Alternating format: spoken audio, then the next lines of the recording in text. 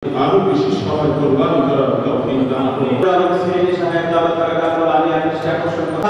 এবং বিতর্কিত পরিবেশ সব ধরনের সংস্কার কমিশনের এই যেই কয়টা আছে সবগুলো এক একটা তসলিমান আছে। হেফাজত থেকে দাবি তোলা হয়েছে শুধুমাত্র প্রস্তাবনা বাতিল করলে হবে না, এই কমিশন বাতিল করতে হবে এবং সঙ্গে দাবি তুলতে হবে যে এই ধরনের আল্লাহর কোরআনকে সরাসরি কটাক্ষ করছে, সরাসরি কটাক্ষ করা হয়েছে কোরআনকে, ইসলামকে। এই ধরনের কটাক্ষকারী যে কয়টা আছে ধর্মীয় অনুভূতিতে আঘাত দেওয়ার অপরাধে তাদের বিরুদ্ধে আইনানুগ ব্যবস্থা গ্রহণ করতে হবে। একটাও যেন বাংলাদেশের মাটিতে থাকতে না পারে সেরকম পরিবেশ তৈরি করতে হবে এবং ইনশাআল্লাহ সেটা সম্ভব।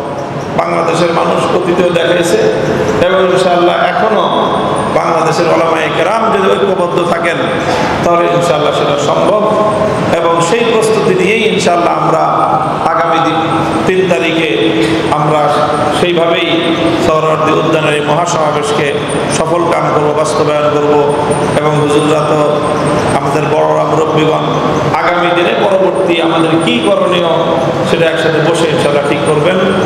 আমি আপনাদের কাছে দোয়া চাই, আল্লাহ পাক রব্বুল আলামিন আজকের এই মজমাকে কবুল করেন।